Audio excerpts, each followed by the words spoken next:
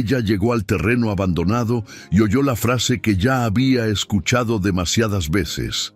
Eso ahí nadie nunca logró arreglar. Un Ford Cargo tirado en el monte, ingenieros derrotados, talleres riéndose de ella por ser mujer, un hombre roto, un camión condenado y una mecánica que decidió meterse donde nadie tuvo el coraje. Lo que encontró dentro de ese motor dejó a todos en silencio. Hay historias que comienzan con un clic en una pantalla iluminada a medianoche, cuando el cansancio ya nubla la vista, pero la necesidad no deja dormir. Juana Moreira tenía 28 años aquella noche de agosto, cuando sus dedos manchados de grasa deslizaban publicaciones de camiones usados en un grupo de Facebook para transportistas, buscando algo que le devolviera la dignidad que una oficina le había arrebatado 3 meses atrás. Puerto Boyacá huele distinto según la hora del día. Por las mañanas, cuando el sol apenas se asoma sobre el río Magdalena,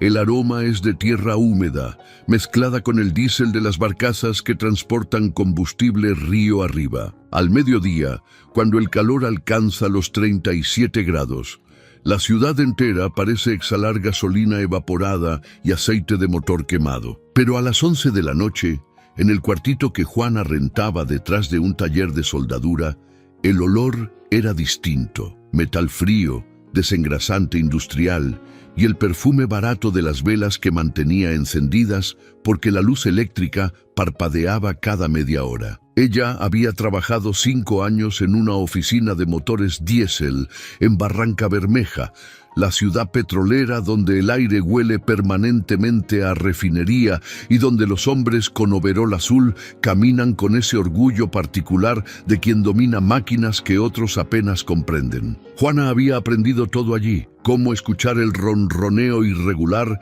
de un inyector obstruido, cómo sentir con las yemas de los dedos la vibración anormal de un rodamiento desgastado, cómo leer en el color del humo de escape la historia completa de un motor maltratado. Su especialidad eran los Cummins, esos motores norteamericanos robustos que equipaban a la mayoría de los camiones de carga en Colombia. Y ella podía desarmar un ISBE con los ojos cerrados, identificando cada tornillo por el sonido que hacía al caer sobre el piso de concreto. Pero 3 meses atrás, el dueño del taller había vendido el negocio a una empresa de Bogotá que trajo sus propios técnicos, hombres con certificaciones impresas en papel brillante y tablets conectadas a equipos de diagnóstico que costaban más que un carro nuevo. Le ofrecieron quedarse como asistente de piso, un título bonito para decir que su trabajo sería barrer virutas metálicas y llevar café a los ingenieros. Juana había rechazado la oferta con la cabeza en alto, aunque por dentro sentía que el suelo se abría bajo sus pies. Ahora, 3 meses después, trabajaba por su cuenta en Puerto Boyacá, una ciudad de calles polvorientas donde todos conocen a todos y donde conseguir clientes significaba ganarse la confianza de hombres que miraban con desconfianza a una mujer que afirmaba entender de motores. Había reparado 2 motocicletas, un generador eléctrico averiado y el compresor de aire de una panadería. Trabajos pequeños que apenas pagaban la renta y la comida. Necesitaba algo grande, algo que demostrara su capacidad, algo que hiciera que los transportistas de la región voltearan a verla no como una curiosidad, sino como una solución. Y entonces lo vio. El anuncio apareció en su pantalla a las 11:15 de la noche, publicado apenas 19 minutos antes por un usuario llamado Arnulfo Vega. Vendo Ford Cargo 2422, año 2012. Motor Cummins ISBE 185 HP. Tiene falla que nadie ha podido arreglar. Precio de oportunidad, $9.000. Ubicado en Puerto Boyacá. Solo gente seria. Juana sintió que algo se movía en su estómago. Un Ford Cargo 2422 del 2012, en buenas condiciones, valía al menos 30 millones de pesos. Tal vez más si había sido bien mantenido. 9 millones era el precio de un camión para deshuesar, para vender por partes, no para uno que, según la foto del anuncio, parecía completo.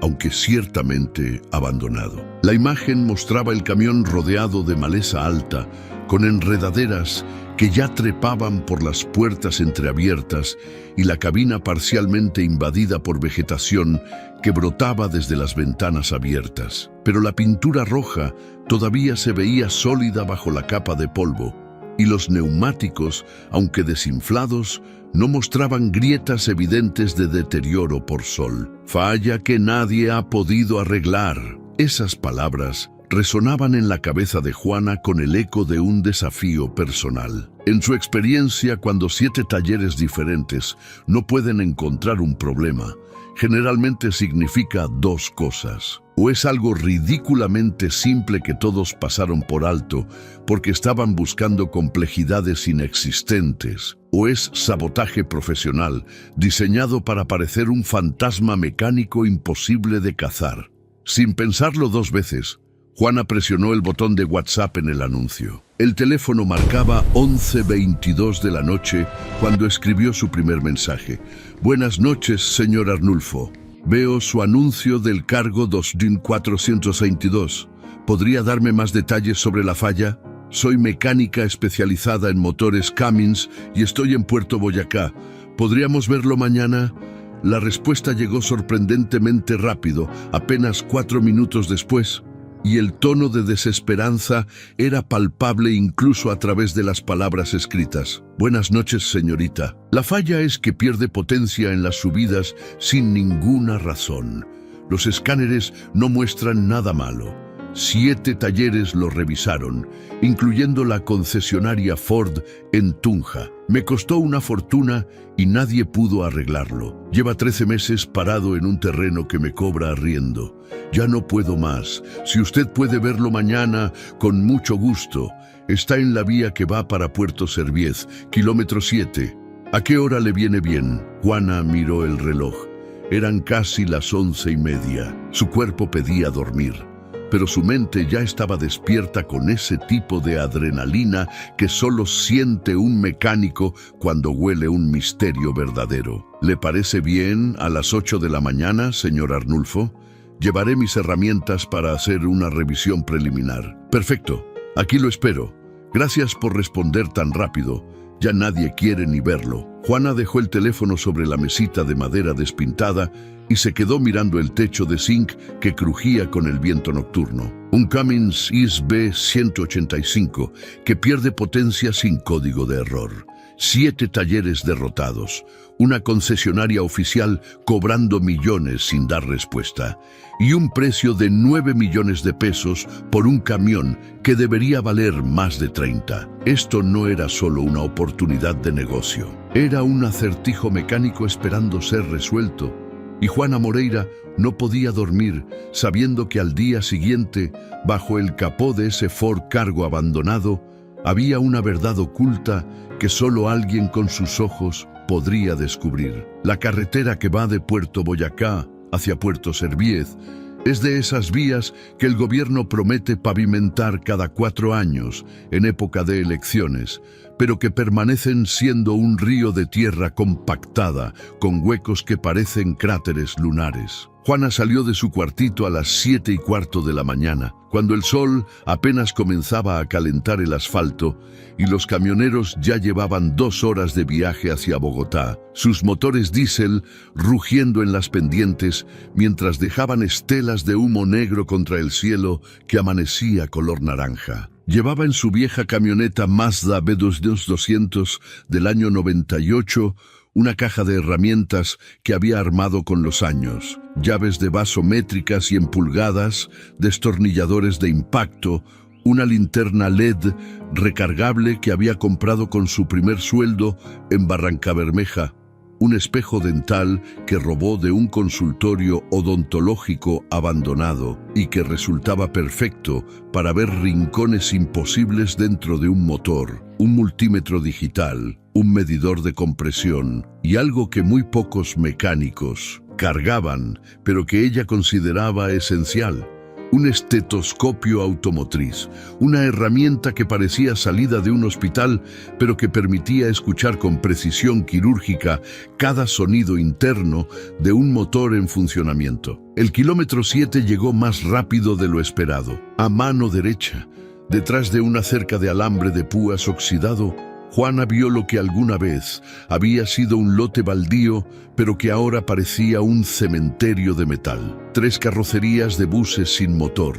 una excavadora Caterpillar con el brazo hidráulico quebrado y al fondo, casi oculto por la maleza que había crecido sin piedad durante más de un año, el Ford Cargo 2422, color rojo que había visto en la foto. Pero lo que no mostraba la fotografía era el estado real del abandono. Las enredaderas no solo trepaban por las puertas, sino que habían invadido completamente la cabina, saliendo por las ventanas laterales como tentáculos verdes que buscaban más espacio para crecer. Los espejos retrovisores colgaban quebrados, sostenidos apenas por los cables eléctricos.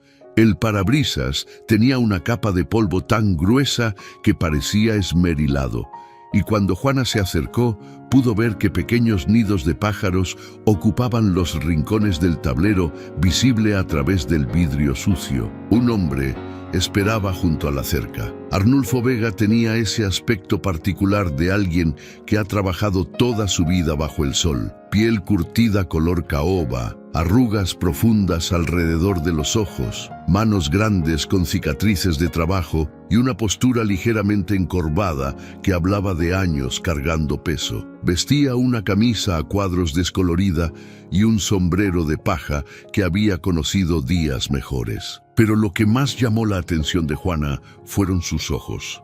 Tenían esa mirada de derrota que ella había visto en su propio espejo 3 meses atrás, cuando la oficina de Barrancabermeja le ofreció ser asistente de piso. «Buenos días, señorita Juana», saludó Arnulfo con una voz que sonaba cansada desde la primera sílaba. «Ese es el dichoso camión, ya ve cómo está. La naturaleza se lo está comiendo vivo». Juana extendió su mano para saludar y Arnulfo la estrechó con firmeza, aunque notó la sorpresa en sus ojos cuando vio las manos de ella, pequeñas, pero con callos en lugares específicos que solo desarrollan quienes han girado miles de llaves de torsión y han forzado tuercas oxidadas que se resisten a moverse. «Cuénteme qué pasó», dijo Juana mientras caminaban hacia el camión, abriéndose paso entre la maleza que llegaba a la altura de las rodillas. En su mensaje dijo que 7 talleres lo revisaron.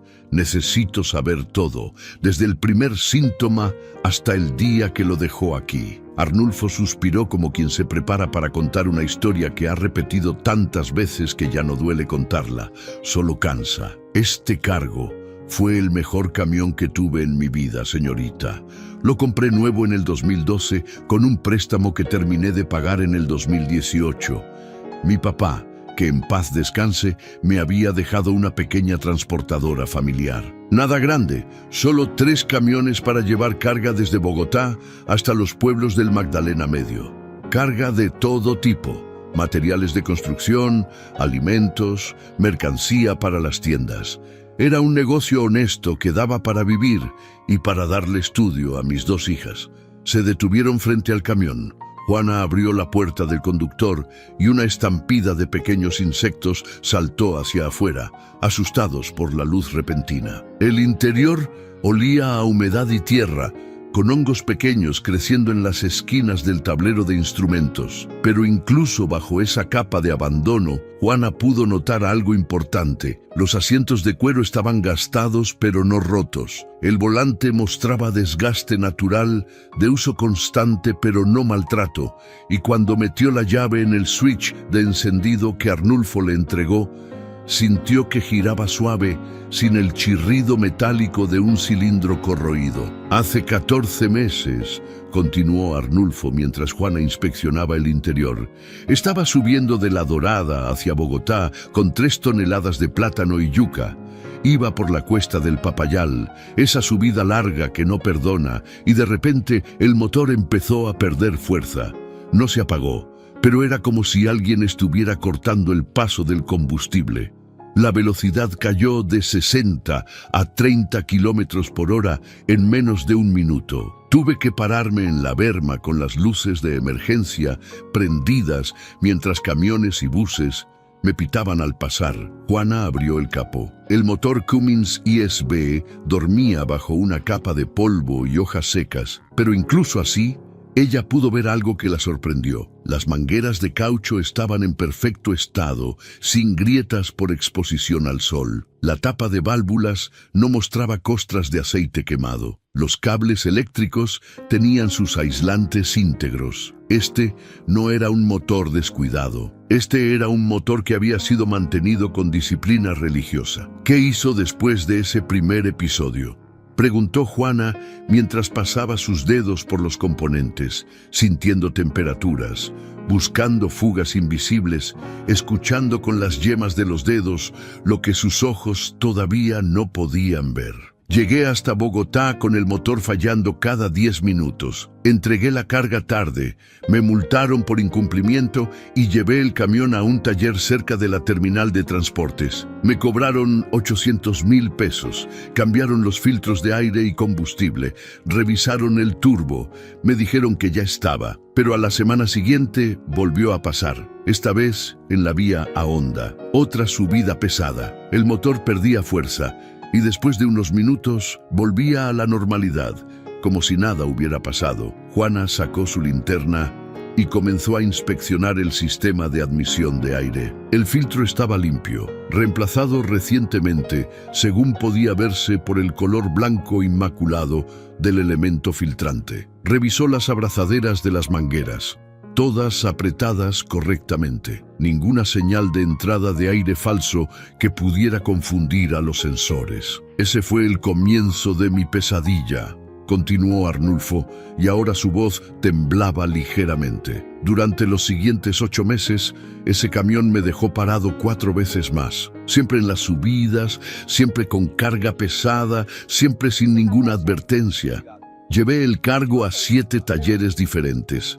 En Puerto Boyacá, en La Dorada, en Ibagué, en Tunja, mecánicos con 30 años de experiencia lo revisaban y me decían que no encontraban nada.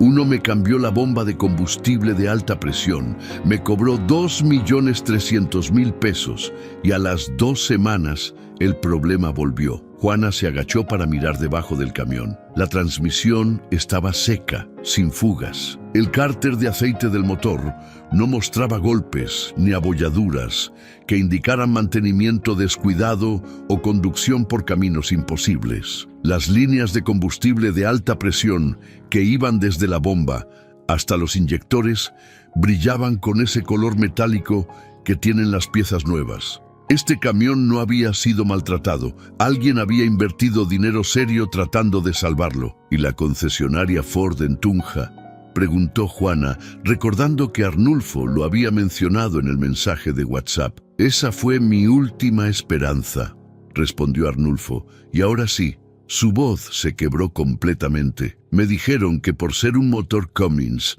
ellos no lo abrían, pero que podían conectar el escáner oficial de diagnóstico Ford que lee absolutamente todos los sensores y módulos electrónicos del camión. Me cobraron 3 millones de pesos solo por conectar ese aparato. 3 millones, señorita. El técnico estuvo 2 horas con su computadora conectada al camión, mirando gráficas y números que yo no entendía. Al final me llamó a la oficina con aire de superioridad y me dijo: «Señor Vega, el sistema electrónico del camión está perfecto. No hay ningún código de error, ningún sensor fallando. El problema no está en el motor. Tal vez usted está comprando combustible adulterado. O tal vez...» Y aquí hizo una pausa dramática. «Tal vez el camión tiene algún problema espiritual». Eso me dijo, señorita. Un técnico certificado de Ford, en una concesionaria oficial, me sugirió que llevara el camión donde un brujo. Juana sintió que la indignación le quemaba en el pecho. Conocía ese tipo de arrogancia técnica, esa prepotencia de quien cree que si una máquina no le muestra sus códigos de error en una pantalla LED, Entonces el problema no existe o es culpa del usuario. ¿Qué hizo después de eso?, preguntó Juana mientras abría la tapa del filtro de aire y sacaba el elemento para inspeccionarlo contra la luz del sol. Me rendí, admitió Arnulfo con una simpleza devastadora. Traje el camión hasta aquí, a este terreno que me presta un primo, y lo dejé.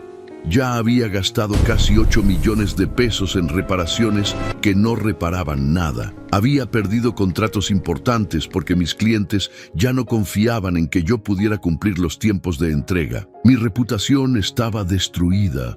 Tuve que vender los otros 2 camiones para pagar deudas y ahora trabajo como conductor asalariado para otra empresa, ganando la mitad de lo que ganaba cuando era mi propio patrón. Juana dejó de inspeccionar y miró directamente a Arnulfo.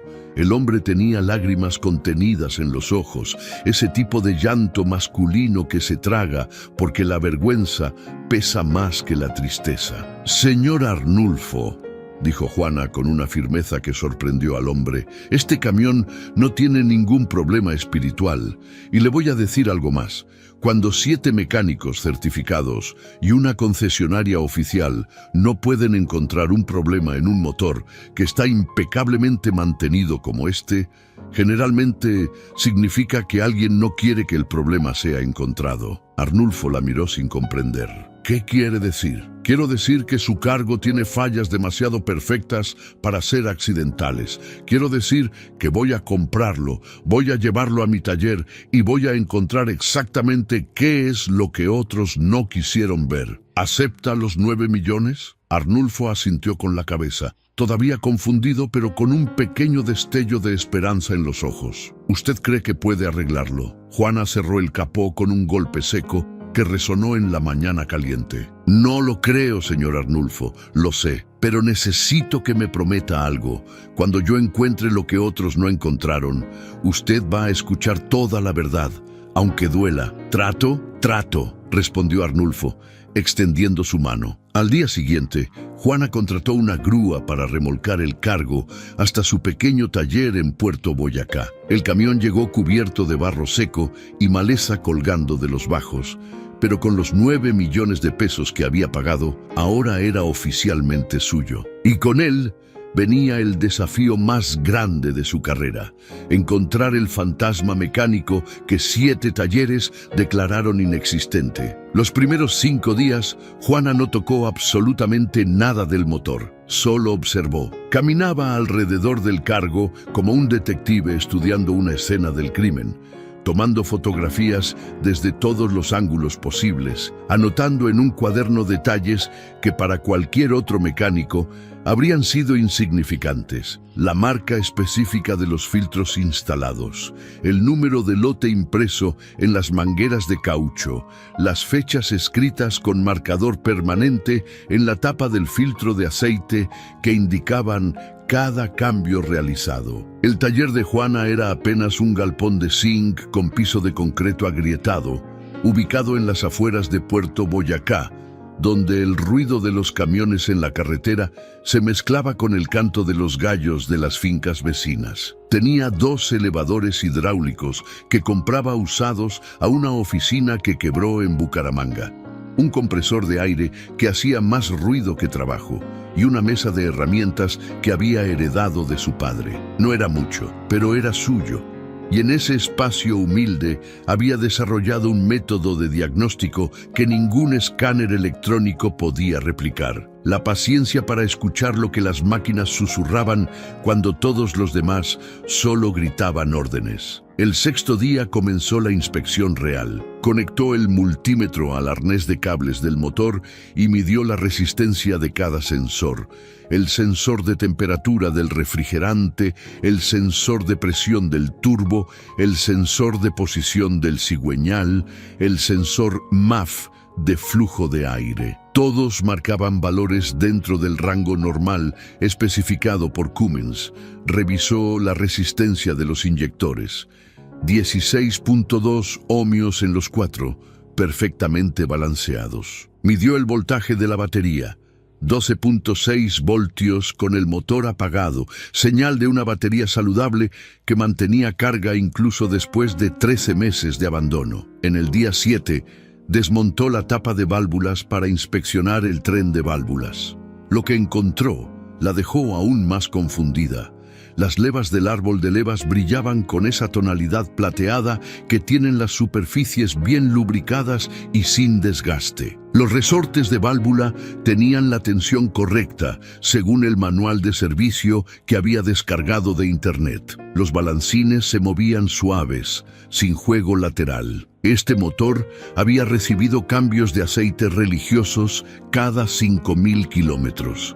Exactamente como lo recomendaba el fabricante. Para el día 9, Juana había desmontado y probado la bomba de alta presión Bosch. La instaló en un banco de pruebas improvisado usando una bomba eléctrica de combustible y un recipiente graduado. La bomba entregaba exactamente 1.800 bares de presión, el valor nominal para ese modelo. No había desgaste interno. No había cavitación, no había absolutamente ninguna razón mecánica para que esa bomba fallara. «Esto no tiene sentido», murmuró Juana para sí misma en la tarde del día 11, sentada en el piso de concreto con la espalda apoyada contra la llanta trasera del cargo. Tenía las manos negras de grasa y el overol manchado de diésel, pero su mente estaba más limpia que nunca. Repasaba mentalmente la lista. Sensores perfectos, bomba perfecta, inyectores perfectos, turbocompresor perfecta, intercooler sin obstrucciones, sistema eléctrico sin cortocircuitos, compresión de los cilindros en valores óptimos. Y entonces recordó algo que su maestro en Barrancabermeja le había enseñado hacía 7 años, cuando ella era apenas una aprendiz de 19 que limpiaba pisos y organizaba herramientas. Juana, cuando un motor tiene todos sus órganos sanos, pero sigue enfermo, busca en los espacios intermedios, busca donde nadie mira porque asumen que no hay nada que ver, busca en los ductos, en las conexiones, en esos lugares donde el aire y el combustible viajan entre un componente y otro, los ductos. Las mangueras flexibles entre el intercooler y el múltiple de admisión. Esos tubos corrugados de caucho negro que todos los mecánicos inspeccionan visualmente buscando grietas o desconexiones, pero que casi nadie revisa internamente porque se asume que si están conectados y sin fugas, están bien. Juana se levantó del piso con una urgencia que no sentía desde hacía días. Tomó su linterna LED, el espejo dental y una llave de vaso de 13 para aflojar las abrazaderas metálicas que sujetaban el ducto flexible al múltiple de admisión. Trabajó con cuidado, sin prisa pero sin pausa, hasta que el tubo de caucho quedó libre. Lo sostuvo contra la luz del sol que entraba por la puerta abierta del taller y lo sacudió ligeramente. No cayó nada. Visualmente, el interior parecía limpio, pero Juana no confiaba solo en sus ojos. Introdujo su mano dentro del ducto flexible, palpando con los dedos las paredes internas del caucho corrugado, frío, liso, normal. Siguió avanzando, centímetro a centímetro, hasta que sus dedos llegaron a una sección donde la temperatura del caucho cambiaba ligeramente, como si esa área hubiera estado expuesta a más calor que el resto del ducto, y entonces lo sintió. Una irregularidad casi imperceptible, un pequeño bulto en la pared interna, como si alguien hubiera pegado algo desde adentro. Juana retiró la mano y tomó su linterna, enfocando el haz de luz directamente dentro del tubo, mientras usaba el espejo dental para ver el punto exacto donde había sentido la anomalía. Allí estaba, una pequeña lámina metálica de aproximadamente 4 centímetros de largo por medio centímetro de ancho, adherida a la pared del ducto con lo que parecía silicona automotriz transparente. La lámina estaba posicionada longitudinalmente en la dirección del flujo de aire, Pero lo más ingenioso era que estaba doblada en un ángulo de aproximadamente 30 grados en su base, como una pequeña compuerta que el flujo de aire podía mover. Juana sintió que su corazón latía más rápido. Sacó su teléfono celular y tomó varias fotografías usando el flash para iluminar el interior del ducto. Después, con unas pinzas de punta fina, despegó cuidadosamente la lámina y la colocó sobre su mesa de trabajo bajo la luz de una lámpara halógena. La pieza era de acero inoxidable, cortada con precisión industrial, no artesanal. Los bordes estaban lisos, sin rebabas. La doblez en la base era perfecta, calculada exactamente para que la lámina permaneciera plana contra la pared del ducto en condiciones normales, pero se levantara cuando la presión del aire aumentara por encima de cierto umbral. Juana comprendió todo en un instante de claridad brutal. Cuando el motor funcionaba en ralentí o con carga liviana, el turbocompresor generaba poca presión y el flujo de aire pasaba suavemente por el ducto, manteniendo la lámina pegada contra la pared. Pero cuando el camión subía una pendiente cargado y el conductor aceleraba a fondo, el turbo aumentaba su velocidad hasta generar presión de 1.5 bares o más, empujando un volumen masivo de aire a través del ducto. En esas condiciones, la presión contra la lámina la forzaba a levantarse, creando una obstrucción parcial que reducía drásticamente el oxígeno, llegando a los cilindros. Sin oxígeno suficiente, el diésel no se quemaba completamente. La potencia caía. El conductor sentía que el motor perdía fuerza, pero como la obstrucción era mecánica y variable según la presión, ningún sensor la detectaba. El sensor MAF, antes del intercooler, medía aire normal. El sensor de presión del turbo medía presión normal. Todos los parámetros electrónicos estaban perfectos porque el problema estaba después de todos los sensores, en un punto ciego que ningún escáner podía ver. «Hijo de perra», susurró Juana, usando una de las pocas groserías que se permitía. Esto no era un defecto de fábrica, esto no era desgaste mecánico. Esto era sabotaje profesional, ejecutado por alguien que entendía perfectamente cómo funcionaba un motor Cummins y sabía exactamente dónde crear una falla imposible de diagnosticar con herramientas convencionales. Pero Juana no era ingenua. En su experiencia, cuando alguien planea un sabotaje de este nivel de sofisticación, raramente se conforma con un solo punto de ataque. Los saboteadores profesionales crean redundancia para garantizar el fracaso, por si uno de sus trucos es descubierto accidentalmente. Decidió seguir buscando. Esta vez se enfocó en el sistema de combustible. Desmontó el filtro de diésel, un componente cilíndrico de metal con una tapa atornillada que contenía el elemento filtrante de papel. Lo colocó sobre su mesa de trabajo y comenzó a inspeccionarlo con lupa, examinando cada milímetro de la carcasa metálica. Y lo encontró. En la base del filtro, donde el metal era más delgado, había un punto apenas visible. Un agujero microscópico de aproximadamente medio milímetro de diámetro, tan pequeño que podría confundirse con un defecto de fábrica o una marca de corrosión. Pero cuando Juana lo observó con su lupa de 20 aumentos, pudo ver que los bordes del agujero eran limpios, perfectamente circulares, sin las irregularidades que deja la oxidación natural. Este agujero había sido perforado con una broca de precisión. La función de ese diminuto agujero era diabólica en su simplicidad. Durante la operación normal del motor, el combustible circulaba presurizado a través del filtro sin problemas. Pero cuando el camión viajaba por carreteras en mal estado, las vibraciones constantes creaban turbulencia en el combustible dentro del filtro. El agujero, ubicado estratégicamente en el punto más alto de la carcaña, permitía que aire microscópico entrara al sistema durante cada vibración fuerte, formando burbujas diminutas que se acumulaban en las líneas de alta presión.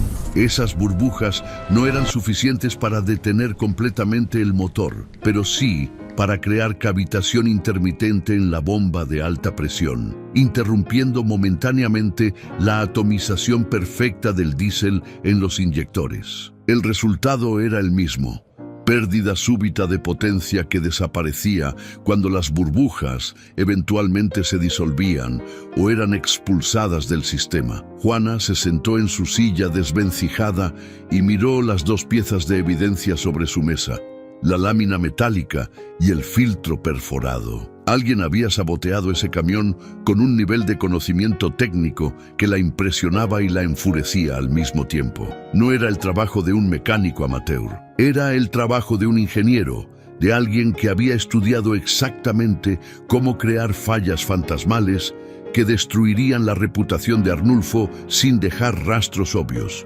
Durante los siguientes 3 días, Juana limpió completamente el sistema de admisión, instaló un filtro de combustible nuevo sin perforaciones, purgó todas las líneas de diésel para eliminar cualquier burbuja de aire residual y preparó el cargo para la prueba definitiva. Pero antes de arrancar el motor, hizo algo más.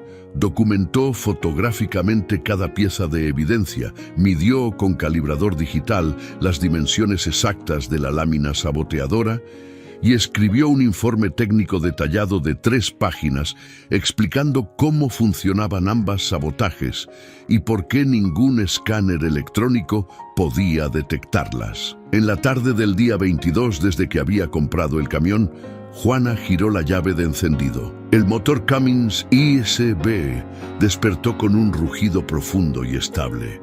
Ese sonido particular de 4 cilindros diésel en perfecto balance. Dejó que calentara durante 5 minutos mientras observaba los indicadores del tablero. Temperatura subiendo gradualmente hasta 80 grados. Presión de aceite estable en 40 psi. Voltaje de alternador en 14.2 voltios. Todo perfecto. Pero la prueba real no era en el taller.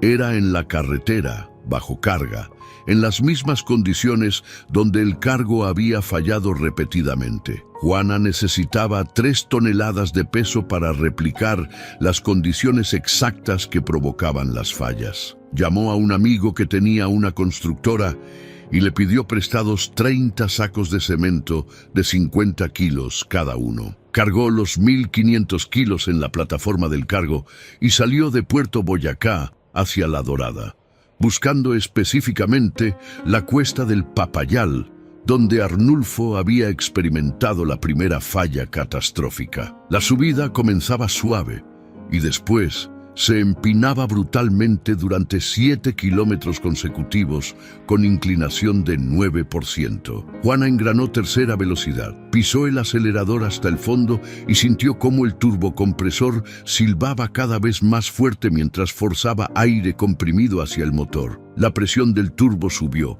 1.2 bares, 1.4, 1.6. El motor no vaciló. La velocidad se mantuvo estable en 55 kilómetros por hora. La temperatura del refrigerante subió hasta 82 grados y se estabilizó allí. Juana mantuvo el acelerador hundido durante los 7 kilómetros completos de la cuesta, forzando al motor a entregar su potencia máxima de 185 caballos sin descanso. El cargo subió la pendiente como si fuera terreno plano, sin titubeos, sin pérdida de potencia, sin el fantasma mecánico que había atormentado a Arnulfo durante meses. Cuando Juana llegó a la cima de la cuesta, detuvo el camión en la berma y apagó el motor. Se quedó sentada en el asiento del conductor, con las manos todavía agarrando el volante, y sintió algo que no experimentaba desde hacía meses: el orgullo feroz de quien ha vencido un misterio que otros declararon invencible. Pero ese orgullo venía mezclado con una rabia fría, porque ahora Juana sabía la verdad completa. Arnulfo Vega no había sido víctima de mala suerte mecánica. Había sido víctima de un ataque calculado, de una destrucción sistemática ejecutada por alguien que conocía su negocio, su camión y sus rutas. Y ahora le tocaba regresar a Puerto Boyacá para darle a Arnulfo no solo un motor reparado, sino la verdad que 7 talleres y una concesionaria oficial habían sido incapaces o no habían querido encontrar. Cuando Juana regresó a Puerto Boyacá esa tarde, el sol ya comenzaba a esconderse detrás de las montañas que rodean el Valle del Magdalena, tiñendo el cielo de naranja y púrpura, mientras los vendedores ambulantes cerraban sus puestos en la plaza principal y los camioneros hacían fila en las bombas de diésel de la estación de servicio. Llevaba el cargo lavado en un autolavado de La Dorada, eliminando los 13 meses de abandono hasta que la pintura roja volvió a brillar bajo la luz declinante del día. Pero más importante que el camión limpio, llevaba en el asiento del copiloto una carpeta con fotografías, mediciones y un informe técnico que cambiaría todo para Arnulfo Vega. Llamó al hombre desde su celular. «Señor Arnulfo, necesito que venga a mi taller. Encontré algo que debe ver con sus propios ojos». La voz al otro lado de la línea sonaba cansada como siempre. «¿Pudo arreglarlo, señorita Juana? Venga al taller, por favor. Es importante que hablemos en persona». Arnulfo llegó 40 minutos después, cuando la oscuridad ya había caído sobre Puerto Boyacá, y el taller de Juana estaba iluminado apenas por 2 lámparas halógenas que colgaban del techo de zinc. El hombre llegó en una moto pequeña, con el mismo sombrero de paja y la misma postura encorvada de derrota que Juana recordaba del día que se conocieron. Pero cuando entró al taller y vio su cargo estacionado allí, limpio y completo, con el motor en silencio, pero con esa presencia sólida que tienen las máquinas bien cuidadas, algo cambió en sus ojos. «Dios mío», murmuró Arnulfo, acercándose al camión como quien se encuentra con un viejo amigo que creía muerto. Pasó su mano por el capó, sintiendo el metal frío bajo sus dedos callosos. Se ve como cuando era nuevo». «Señor Arnulfo», dijo Juana con una seriedad que hizo que el hombre dejara de acariciar el camión y la mirara directamente. «Necesito que se siente. Lo que tengo que contarle va a doler, pero es necesario que escuche todo». Arnulfo se sentó en una silla desvencijada cerca de la mesa de trabajo de Juana, donde ella había dispuesto las 2 piezas de evidencia como un fiscal, presentando pruebas en un juicio: la lámina metálica que había extraído del ducto de admisión y el filtro de combustible perforado.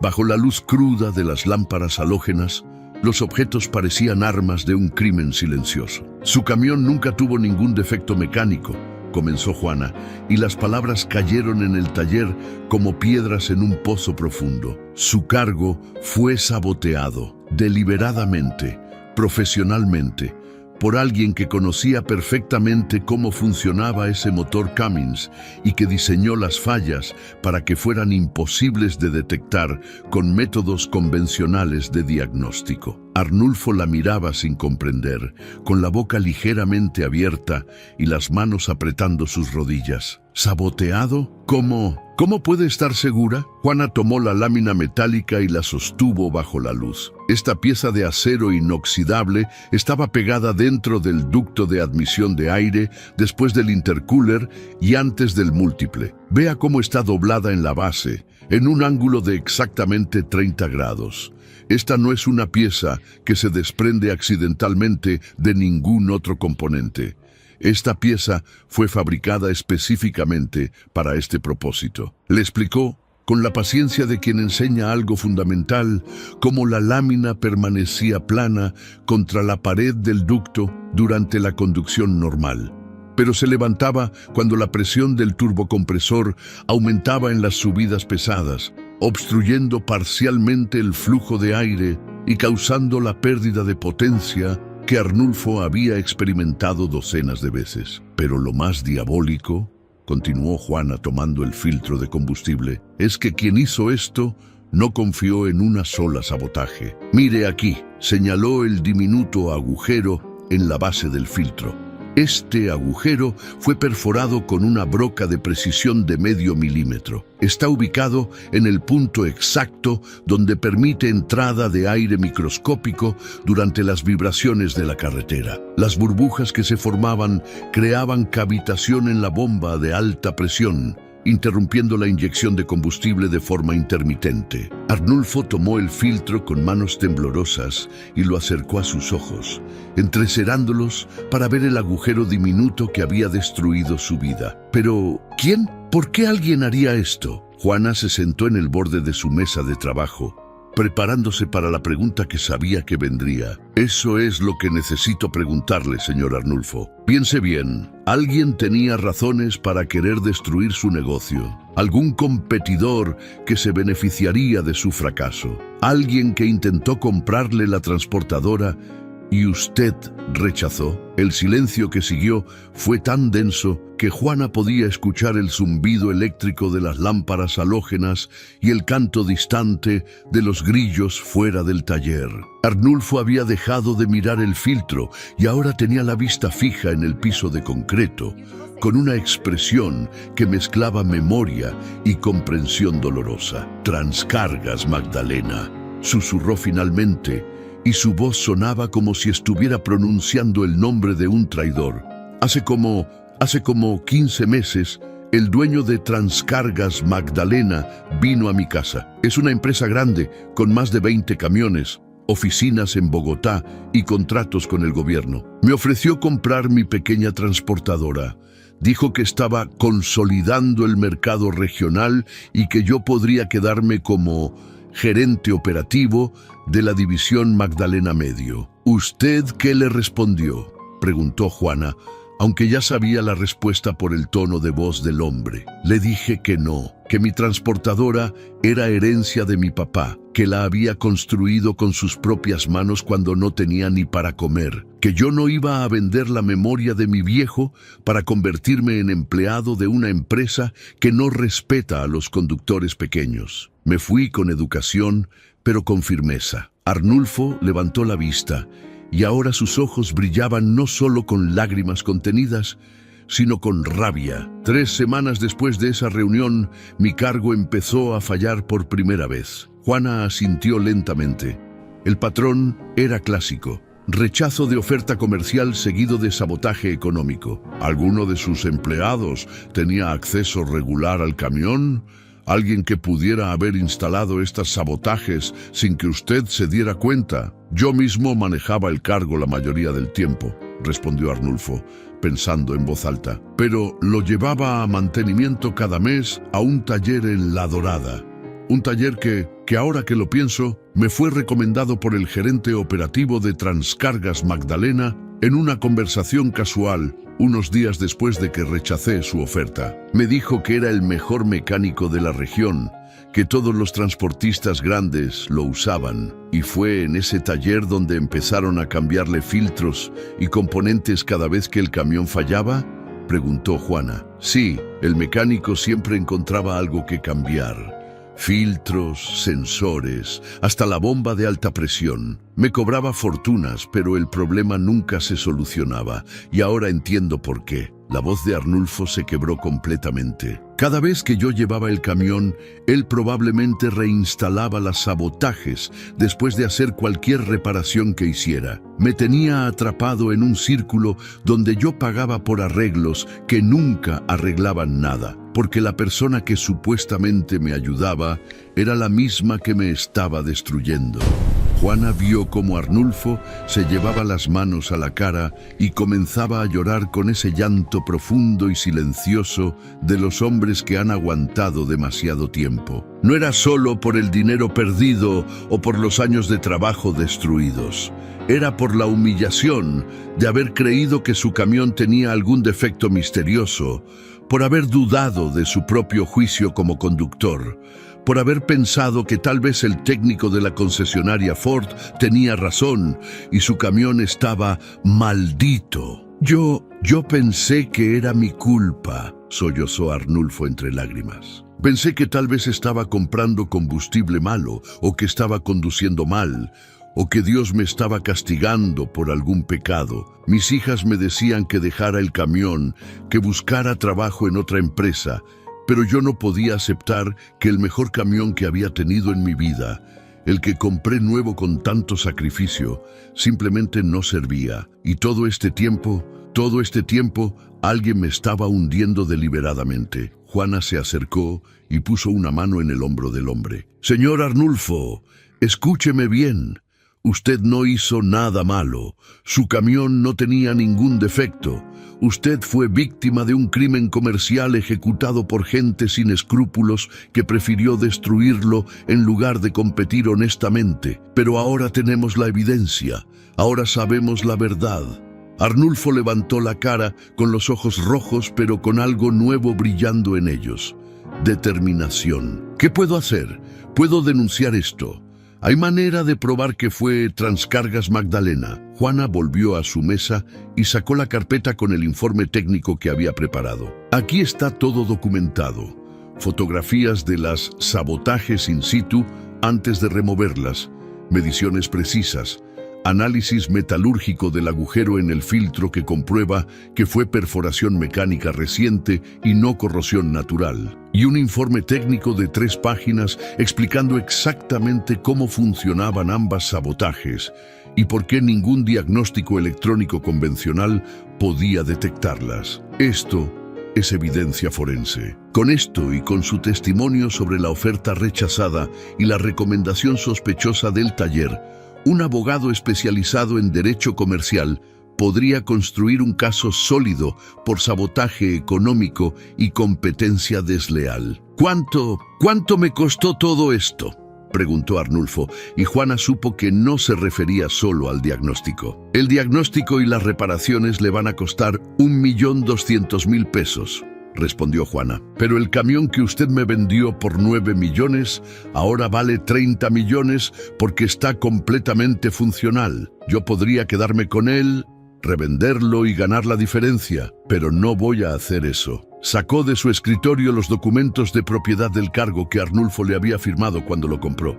«Voy a devolverle el camión. Usted me paga los 9 millones que yo invertí más el 1.200.000 del diagnóstico y reparación.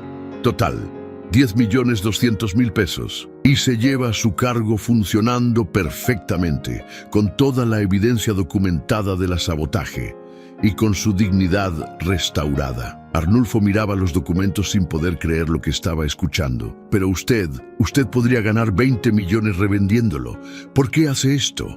Juana sonrió por primera vez en toda la conversación. «Porque yo también fui humillada, señor Arnulfo. Hace 3 meses, una empresa de Bogotá me ofreció quedarme como asistente de piso después de comprar la oficina donde trabajé 5 años. Como si mis 5 años de experiencia valieran lo mismo que barrer el suelo. Yo sé lo que se siente cuando alguien trata de robarte la dignidad. Y sé que usted no me vendió este camión solo por dinero. Me lo vendió porque ya no creía en él. Ahora yo le devuelvo ese camión para que usted vuelva a creer». Arnulfo se levantó de la silla, caminó hasta el cargo y abrazó el espejo retrovisor como quien abraza a un hijo que creía perdido. «Voy a conseguir el dinero», dijo con voz firme. «Voy a vender la moto, voy a pedir prestado, pero voy a recuperar mi camión y voy a buscar al mejor abogado que encuentre para que Transcargas Magdalena pague por lo que me hizo. Y cuando vuelva a trabajar», agregó Juana, «todos los transportistas del Magdalena Medio van a saber que su cargo nunca estuvo defectuoso. Van a saber que usted fue víctima de un crimen y que siguió luchando hasta que la verdad salió a la luz. Su reputación no va a quedar manchada, va a quedar respetada». Esa noche, después de que Arnulfo se fue prometiendo volver en 2 días con el dinero completo, Juana se quedó sola en su taller mirando el Ford Cargo 2422 bajo las lámparas halógenas. El camión ya no era solo una máquina reparada, era evidencia viva de que bajo el capó de cualquier motor aparentemente imposible de arreglar, siempre hay una verdad esperando ser descubierta por alguien que tenga la paciencia de escuchar lo que otros solo ignoran. Arnulfo Vega regresó al taller de Juana exactamente 48 horas después. Pero esta vez no llegó solo en su moto desvencijada. Llegó con sus 2 hijas, 2 mujeres jóvenes de 23 y 25 años que trabajaban como enfermera y maestra en una escuela rural y que habían juntado sus ahorros con los de su padre para reunir los 10.200.000 pesos que Juana pedía. Traían el dinero en billetes de 50 y 20.000 envueltos en una bolsa de tela, contado 3 veces para asegurarse de que no faltara ni un peso. Mi papá nos contó todo, dijo la hija mayor mientras Arnulfo contaba el dinero sobre la mesa de trabajo de Juana, organizando los billetes en montoncitos iguales. Durante un año entero pensamos que él estaba perdiendo la razón, que tal vez el estrés lo estaba volviendo loco porque insistía en que su camión no tenía nada malo. Le suplicamos que lo vendiera, que dejara ese camión maldito antes de que nos dejara en la ruina completa. Y ahora resulta que él tenía razón todo el tiempo. La hija menor, con lágrimas en los ojos, se acercó a Juana y la abrazó sin pedir permiso. Gracias por devolverle la dignidad a mi papá. Usted no sabe lo que es ver a tu padre llorar todas las noches porque cree que es un fracasado, que todo lo que su abuelo construyó se perdió por su culpa. Ahora él puede volver a dormir sabiendo que no fue su culpa. Juana completó el conteo del dinero, firmó el recibo y le entregó a Arnulfo las llaves del cargo junto con la carpeta completa de evidencias. Señor Arnulfo, lo primero que debe hacer mañana es buscar un abogado especializado en derecho comercial. Hay un bufete bueno en Tunja que maneja casos de competencia desleal. Lleve toda esta documentación y cuente exactamente lo que pasó. La oferta rechazada, la recomendación sospechosa del taller, las reparaciones que nunca reparaban nada. Con esta evidencia forense tiene un caso sólido. Arnulfo tomó las llaves y las apretó en su puño como quien sostiene algo sagrado. Ya tengo abogado. Mi primo es procurador en la Fiscalía de Tunja y me recomendó a una abogada que ganó un caso similar contra una empresa de transporte en Santander. Ella ya revisó las fotos que le envié y dice que esto es sabotaje económico agravado, que puede significar cárcel para quien lo ordenó y multas millonarias para la empresa. Durante las siguientes 3 semanas, Puerto Boyacá y toda la región del Magdalena Medio fueron testigos de algo que pocas veces se ve: un pequeño transportista derrotando a una empresa grande en su propio juego. La abogada de Arnulfo presentó demanda formal contra Transcargas Magdalena y contra el dueño del taller mecánico en La Dorada, que había sido cómplice de los sabotajes. La evidencia fotográfica y el informe técnico de Juana eran tan contundentes que la Fiscalía abrió investigación penal en menos de una semana. Pero lo que realmente cambió todo fue cuando la historia llegó a un periodista de CM and Noticias, el canal regional que cubría historias del Magdalena Medio. El reportero, un hombre joven con hambre de verdad, entrevistó a Arnulfo, a Juana, y consiguió testimonios de otros 3 transportistas pequeños que también habían sufrido fallas misteriosas en sus camiones después de rechazar ofertas de compra de Transcargas Magdalena. Las piezas del rompecabezas formaban un patrón criminal escalofriante. Durante 3 años, la empresa había eliminado sistemáticamente a competidores pequeños usando sabotajes mecánicos imposibles de detectar. El reportaje se transmitió un martes por la noche con el título El sabotaje del motor: cómo una mecánica descubrió el crimen que arruinó a decenas de transportistas. Mostraba las imágenes de la lámina metálica y el filtro perforado. Explicaba con animaciones sencillas cómo funcionaban los sabotajes y presentaba a Juana Moreira no como una simple mecánica, sino como la investigadora forense que había resuelto un misterio que derrotó a concesionarias oficiales y talleres certificados. La reacción fue inmediata y brutal para Transcargas Magdalena. Los clientes grandes comenzaron a cancelar contratos. Los conductores renunciaron en masa porque no querían trabajar para una empresa criminal. El Ministerio de Transporte abrió auditoría sobre todos los permisos y licencias de la empresa. Y lo más devastador, otros transportistas que habían vendido sus negocios voluntariamente a Transcargas, después de experimentar fallas mecánicas inexplicables, comenzaron a salir a la luz pública reclamando que ellos también habían sido víctimas. El dueño de Transcargas Magdalena, un hombre de 50 años llamado Fabio Gutiérrez, que había construido su imperio comprando transportadoras quebradas a precio de gallina muerta, fue arrestado 2 meses después bajo cargos de asociación para delinquir, sabotaje económico agravado y estafa. El mecánico cómplice de La Dorada confesó todo a cambio de reducción de pena, admitiendo que había instalado dispositivos de sabotaje en 16 camiones diferentes durante un periodo de 3 años, cobrando 5 millones de pesos por cada trabajo. Arnulfo no solo recuperó su cargo. Con el dinero de la demanda civil que ganó contra Transcargas Magdalena, pudo comprar 2 camiones más, contratar conductores de confianza y reconstruir la transportadora familiar que había estado a punto de perder para siempre. Su reputación en la región no solo se restauró, sino que se multiplicó. Ahora era conocido como el hombre que había enfrentado a los poderosos y había ganado porque tuvo la suerte de encontrar a alguien que creyó en él cuando nadie más lo hacía. Pero fue Juana quien experimentó el cambio más profundo. El reportaje de CMA Noticias la convirtió en una leyenda regional. Transportistas de todo el Magdalena Medio comenzaron a llevarle sus camiones con problemas imposibles, confiando en que si alguien podía encontrar lo que otros no veían, era ella.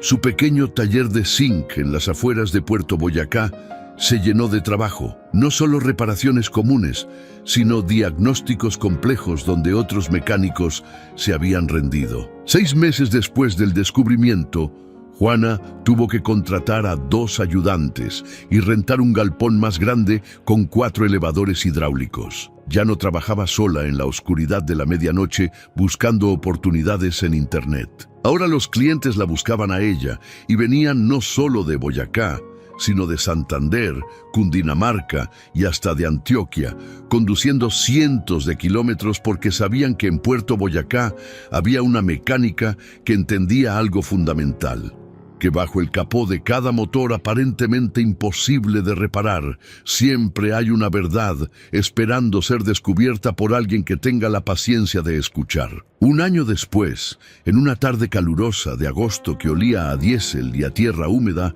Arnulfo llegó al taller manejando su Ford Cargo 422, que ahora lucía impecable, con pintura nueva y calcomanías que decían Transportes Vega e Hijas, en letras doradas sobre el rojo brillante de la cabina.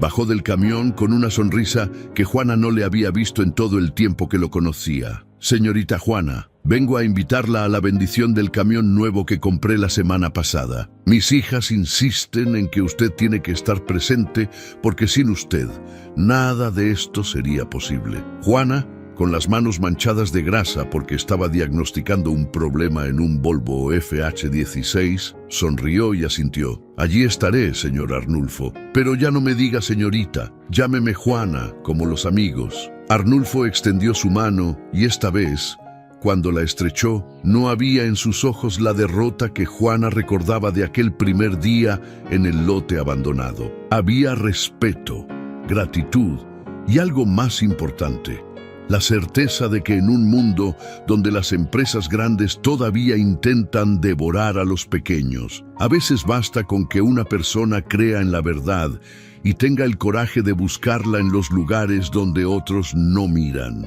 Aquella noche, después de que Arnulfo se fue, Juana se quedó en su taller mirando el cielo estrellado que se extendía sobre Puerto Boyacá. Pensó en la oficina de Barrancabermeja que la había rechazado, en los meses de incertidumbre, en las noches sin dormir, preguntándose si había tomado la decisión correcta al rechazar ser asistente de piso. Y supo, con una claridad que dolía de tan hermosa, que cada motor que reparaba no era solo un trabajo bien hecho, era una victoria contra todos los que alguna vez le dijeron que las mujeres no entienden de máquinas, que su lugar estaba barriendo pisos y sirviendo café. Porque Juana Moreira había aprendido algo que ninguna escuela de ingeniería enseña, que la verdadera maestría mecánica no está en las certificaciones impresas en papel brillante, ni en los escáneres que cuestan más que un carro nuevo. Está en la paciencia para escuchar lo que las máquinas susurran cuando todos los demás solo gritan órdenes. Y en el coraje para defender esa verdad, incluso cuando el mundo entero insiste en que lo imposible es imposible.